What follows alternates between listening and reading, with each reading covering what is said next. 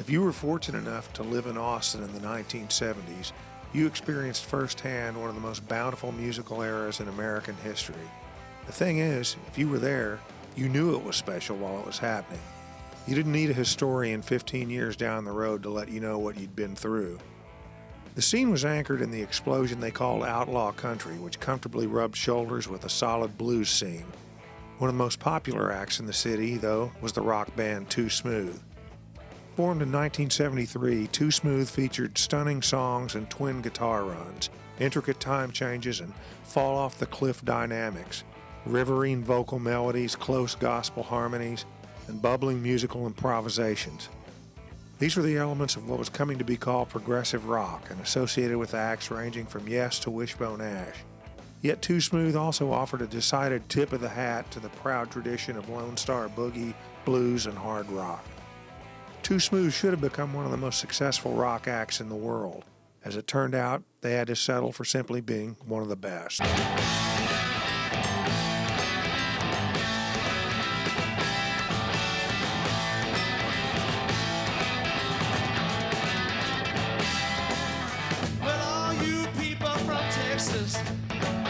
here in your hometown, you've made some changes these last few years, finally come around. And since we've been away so long, we don't think we've forgotten about all you girls, pretty girls, and fellas all dressed up in cotton. I want you to know, all you people, what this song's all about. My heart is here in Texas. It's hard to do without, yes it is.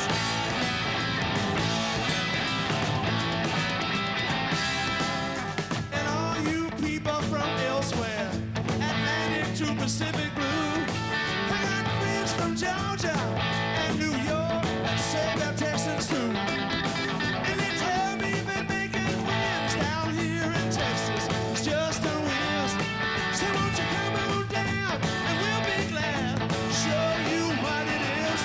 I want you to know, all you people, where this song is coming from.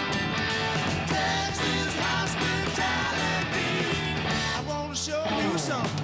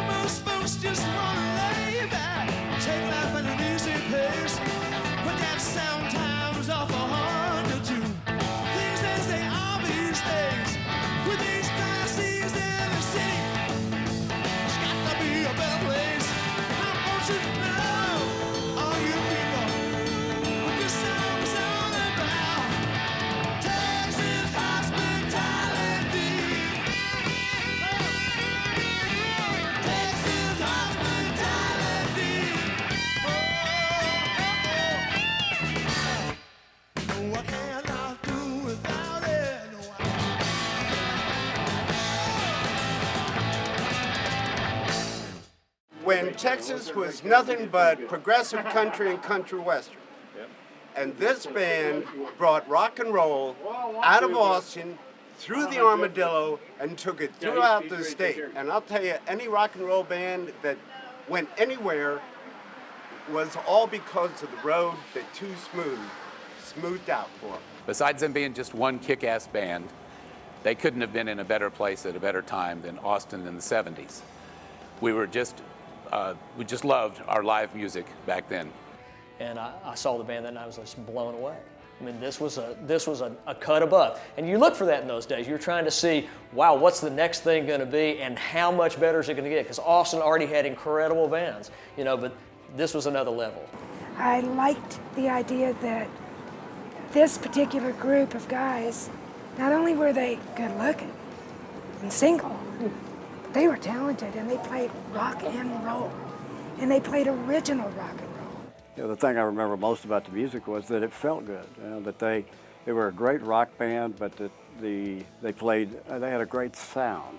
I had the opportunity to see Too Smooth early on, about 1973. I had a gig at a job called Mother Earth. And I provided the lighting and the atmospheric effects for all the bands that came through and played. We had 32 Kodak ectographic slide projectors with some 2,600 slides, which would cut, dissolve, and animate right with the music that the band was playing. So it was a lot of fun to be at the control console when Too Smooth played, because they could make a wave of sound that we were able to emulate and turn the crowd onto, and it was quite a huge energy level for that time. When you left a Too Smooth concert, there was something, you know, at least one thing, and you know, in my mind, you know, many more, but there was at least one thing that you would go away going, baby mama, or something. You know, there was something, there was a hook in there that, you know, you would remember, and you could remember for days. Hell, I remember that. It's been 35 years. They were, to me, what Austin's sound was all about. You can have the blues, and I love the blues, but for original rock, Too Smooth personified. Guitar is Austin music. I mean, that's the thing, is that Austin's known for his guitar players. They grow in the street here, man. It's in the water. And I mean, I can tell an Austin guitar player in another city from 50 feet by the vibrato. You know, and it's like Brian, he was just, you know, just sitting there poised, ready to fill that slot. You know, they had heard him playing the same clubs. Waterloo Social Club was a venue that both bands played. And, you know, Stevie's going, we got to have a guitar player. That guy is the guy. The genesis of Too Smooth come from the collision of two groups, the Austin band Phoenix with guitarist Jeff Clark and drummer Tom Holden, and Applejack from Beeville with guitarist Brian Wooten and bass player Danny Swinney. The chemistry that happened was when Danny came into the group. Brian had replaced Stevie Ray Vaughan in Stump, and David Frame, the bass player at that time, had left to pursue other avenues. And you know, Danny had played with Brian in Beeville before, and when he came into the group, something exponential happened. First in '74, they gave me many auditions because there were many bass players who wanted this job. I had an inside track because Brian, their guitarist, and I played in our first bands, grew up together. In Beeville, Texas. So that's how I met these guys. Beeville Bombers. That's when I met these guys, and I had the inside track, so therefore I got the job.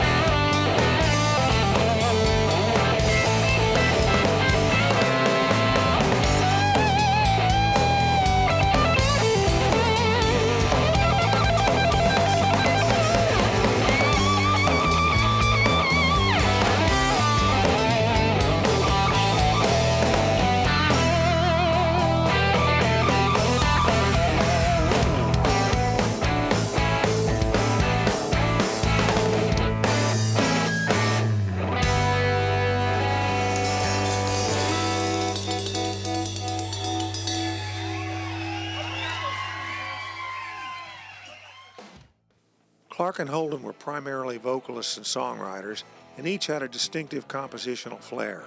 Holden wrote with a bluesy barroom energy, while Clark's tunes were more fluid and melodic. Wooten co-wrote many of the band's early staples and quickly developed into a songwriter of equal prowess to Clark and Holden. Swinney contributed to the material as well, and each song underwent a filtering process wherein the entire group arranged and imprinted the songs in rehearsal and live performance. As such, despite a diversity of sonic possibilities on any given song, there was without question an exuberant and distinct Too Smooth sound. Everybody would always embellish it and Right. make it better than how I heard it in my head. It was still, we too smooth-eyed the tunes. You know, no matter who wrote them, we would come up with that feel, or we wouldn't do them. Too Smooth was just one kick-ass band, one kick-ass rock band, and today, I don't know, there's not enough rock and roll bands with the harmonies and the lead guitar and the professionalism that these guys pulled off. And back in the early days, we were just proud and happy to see a local band make it so big, and a local band that could set the audience on his ear the way they did. The music and the songs were fresh and new, and you never knew what to expect when they took the stage. It was always going to be something new, and it was always going to kick your... I mean, they just got along so great as friends that worked off stage and on stage, you know? And it showed in the music. You can't explain these things, but I, after 40 years in the music business, I know that when you take one piece of a puzzle out and try to replace it with another piece, it's never the same. It may be different, I mean, it may be better or worse, but it's not the same. But that was a good mix. You know, that really, really worked. Those four guys together was really a powerful group. You know? This was polished early on in what must have seemed a prescription setting for a young rock band. The quartet lived in a 42-acre farm outside Austin, paying $500 a month rent and subsisting largely on a diet of vegetables that had everything to do with poverty and very little to do with any attempts at nutrition. It was great when we finally got the foursome together. It started clicking, and we started writing together. And we lived at this place out on Lake Austin, and it was a duplex, and we put milk crates on the wall and all that stuff, and basically had us a little rehearsal studio that we worked in every day, literally 6 hours a day. I mean, it was relentless. We just lived music, and we loved it, and the fan base was growing, and we were very, very blessed to have some wonderful people, just tons of them, from Beeville, of course, but also from Austin, and everywhere we went, we seemed to get a following, and it was a magic thing. Though the lushly fertile Austin scene was at the time drunk, literally and metaphorically, on the whole redneck rock movement, Too Smooth became hugely popular almost overnight, filling the big-name clubs of the day and establishing a virtual residency at the town's most famous venue, the Armadillo World Headquarters. In 1974, the band signed a deal with the Just Sunshine label and recorded an album in Sausalito, California.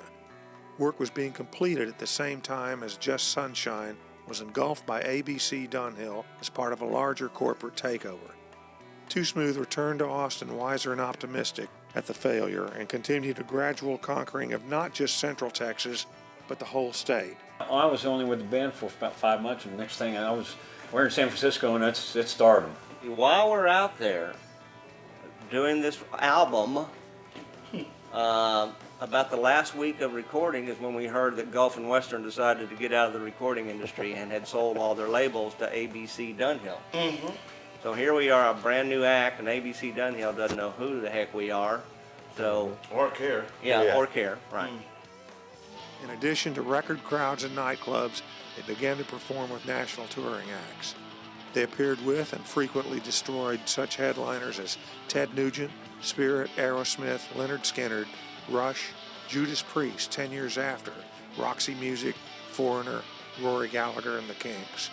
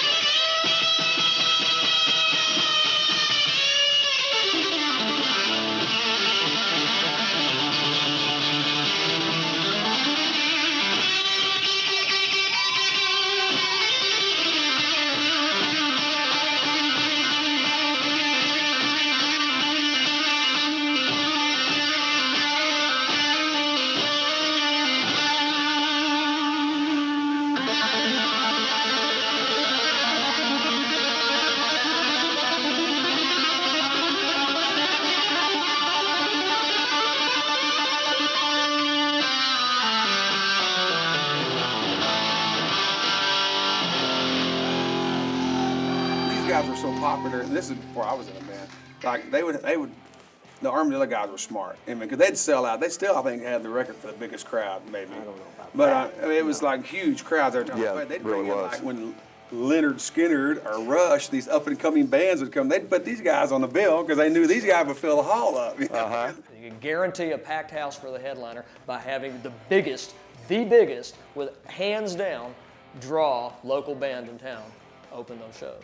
You know, a little IEIO thing that the whole crowd would sing along with, and you know, they could sell the Armadillo out, so they were really successful. Yeah.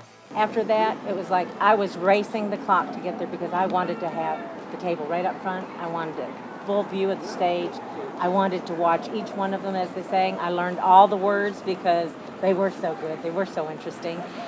Any venue Too Smooth played was really packed, as the audience belonged to them, and in a way, the band belonged to the audience. So the fan base really was rabid.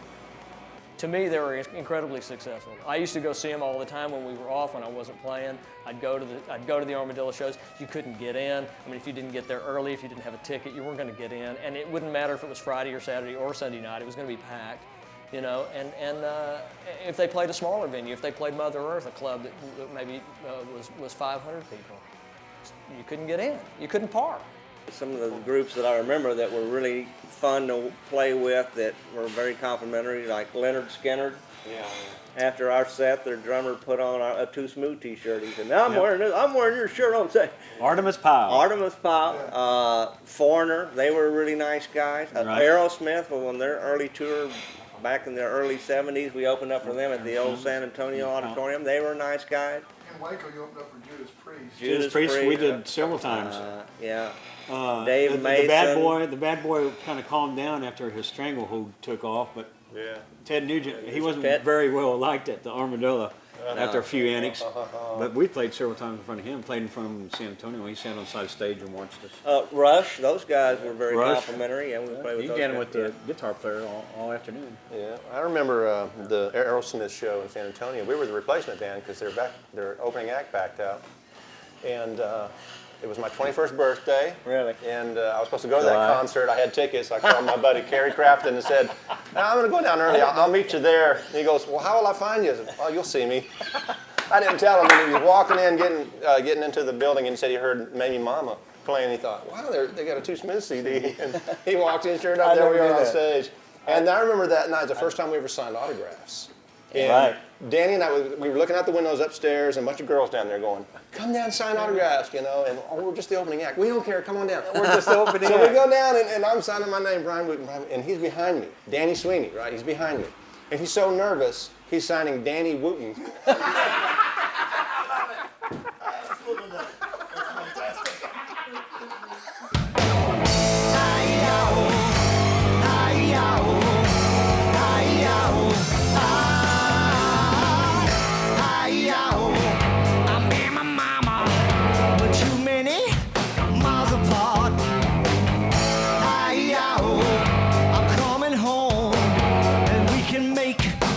Start.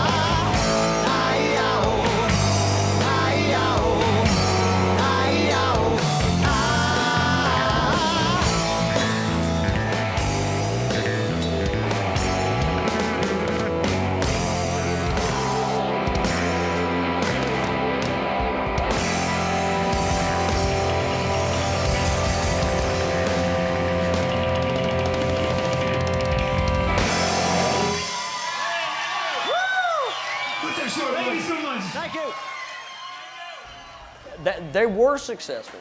And they played the Armadillo. I was just telling you too, the huge venue, the size of the Fillmore. They could sell it out 3 nights in a row every month. For years they could do that. You know, that's pretty successful.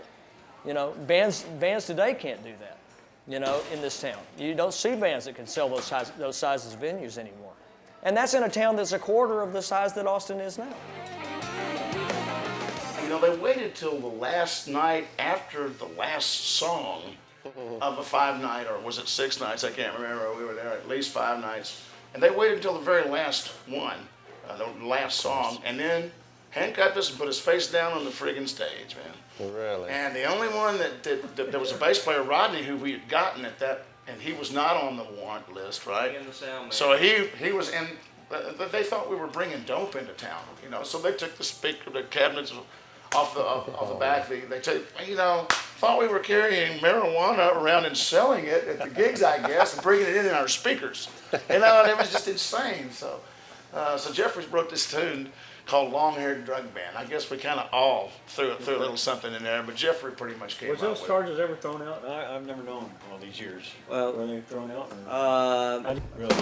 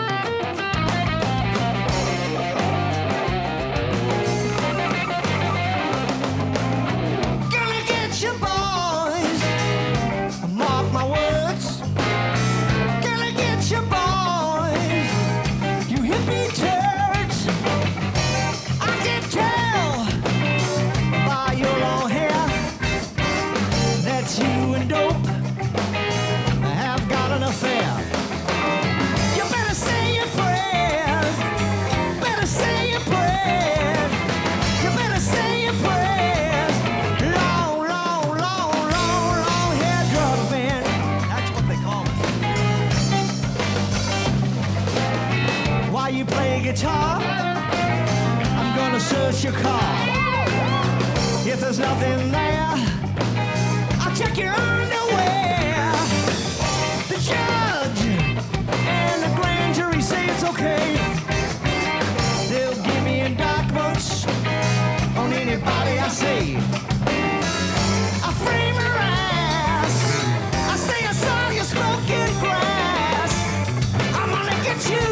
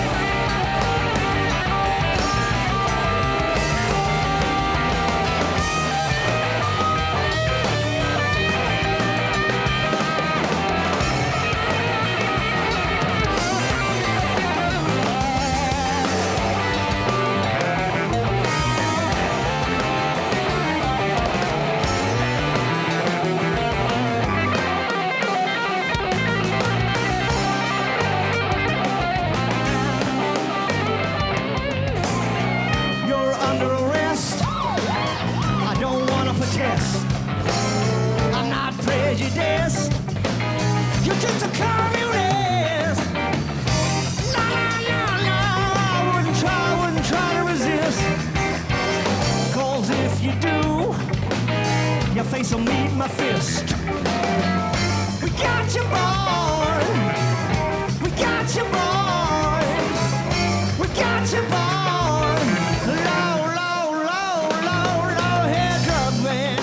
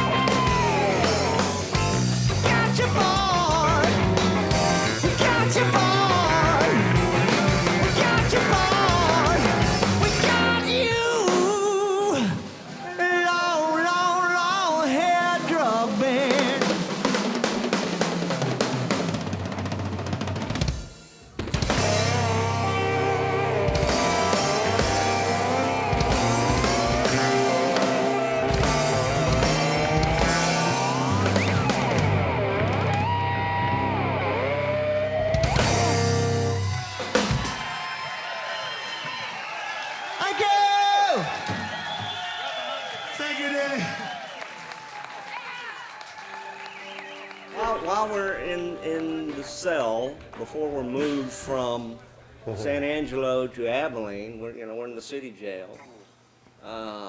Someone brought in some cigarettes for Tom or Lee and had a little note, rubber band to it, said for long-haired drug man. So that's where the idea came. You can barely read it. These boys are real intelligent. But it was serious redneck stuff. When the next jail, the county jail over there in the Abilene area, or it might have been vice versa, I don't remember.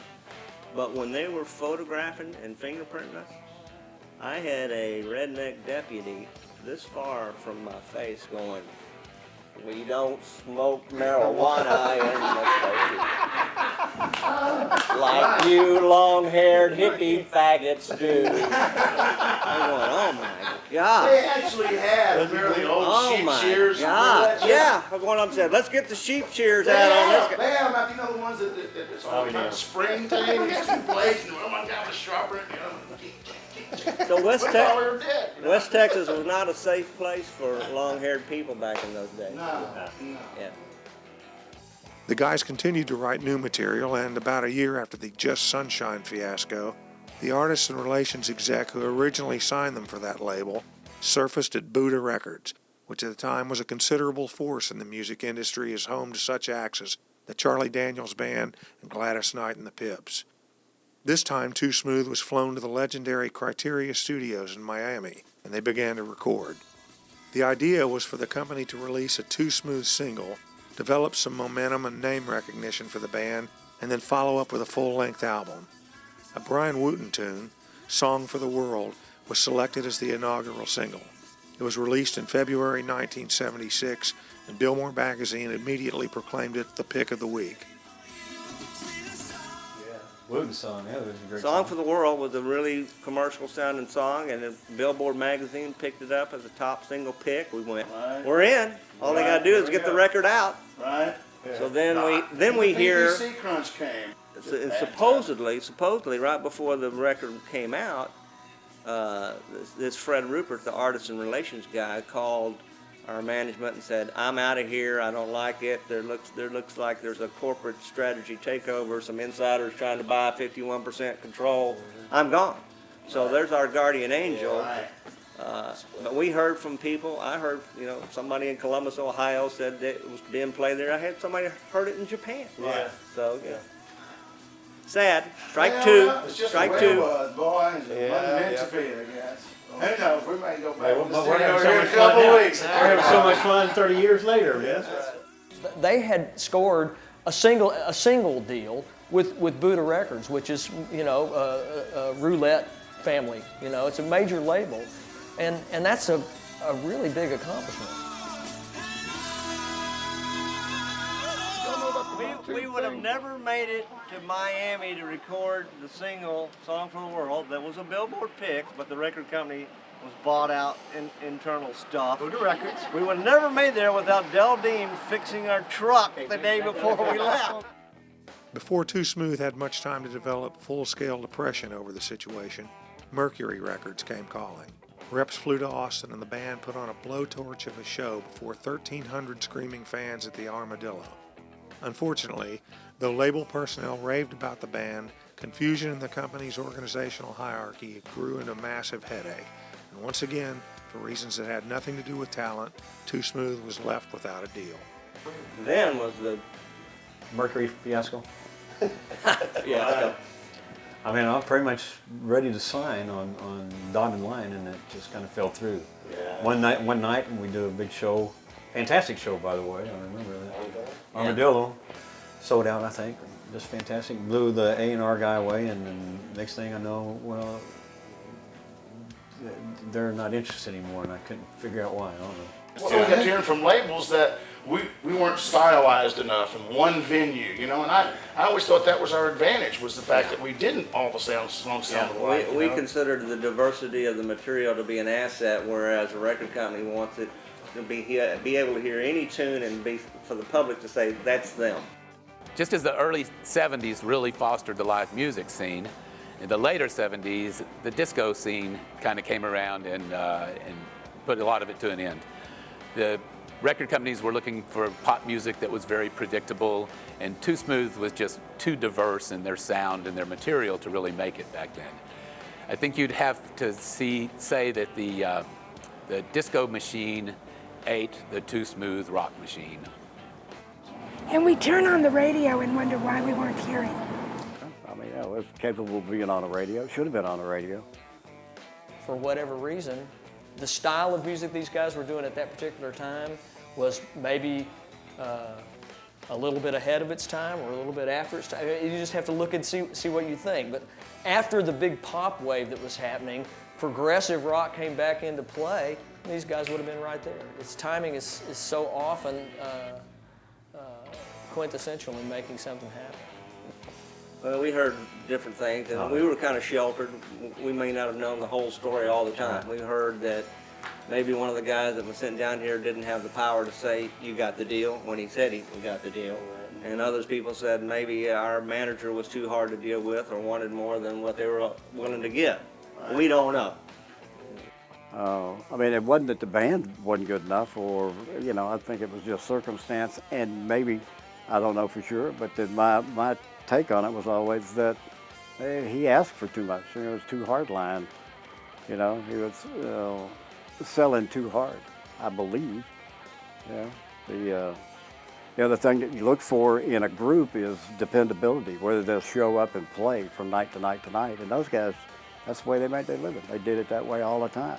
They were consistently good. There was no reason that I could find that they wouldn't have been truly successful had they had record promotion. The stress and disappointments over the meteoric rise and Job-like run of bad luck started to take its toll. Labels were still expressing interest, but the wide-ranging diversity of Too Smooth's material, which had once been such an attraction, was suddenly a liability. Record companies were starting to focus on a new definition of what was commercial and began to target a lowest common denominator demographic. And suddenly, the first shift in personnel occurred. In the fall of '78, Holden, whose songs had always defined the band's most basic rock sound, left the group. I was the first one to leave the band. It was a bad choice. I figured that the guys would beg me to stay, and they didn't. So, you know, I don't know that I regret that so much, really, because it was time to move on. And things, I just kind of felt like if it hadn't happened yet, it wasn't going to happen. Wooten, following spiritual calling, was the next original member to leave the fold. Months later, Danny Swinney took an offer to go on the road with old friend Christopher Cross, leaving Clark the last original member. Clark said there will probably always be a Too Smooth. We learned through these reunions that the friendship has always been there. It was almost funny how quickly the music came together, like maybe we weren't supposed to forget it. So we figured out that we still like the songs and each other. And it's been very gratifying to realize our friends and followers have stayed with us over all these years. That makes it something bigger than just the four of us. It's a community, united by music. Nobody knows me like I do, yeah, yeah.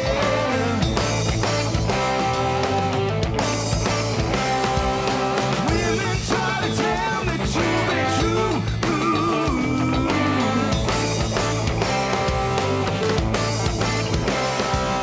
Nobody knows me like I do, yeah, yeah.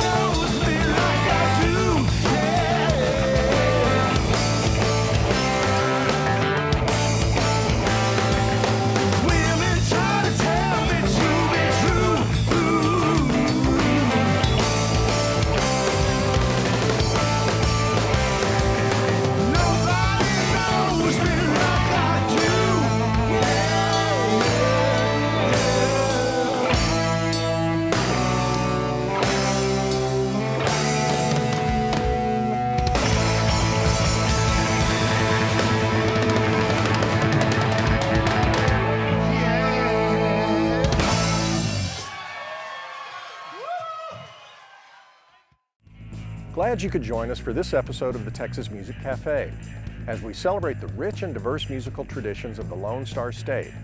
As always, our goal is to bring you the best music that Texas has to offer and to share with you some of the history behind that music. We hope you've had a good time, and we look forward to seeing you again as we sample the many wonderful flavors of Texas music right here on the Texas Music Cafe.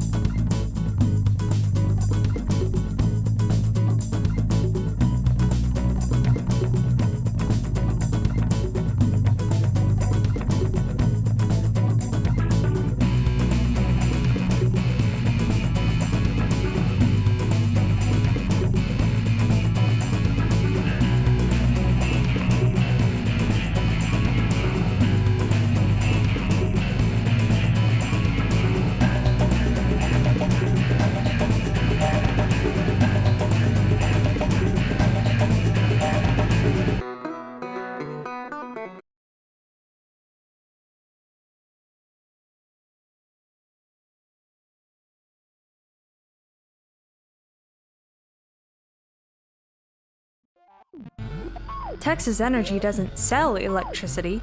They've helped thousands of businesses, schools, and nonprofits buy it smarter, cheaper, and easier.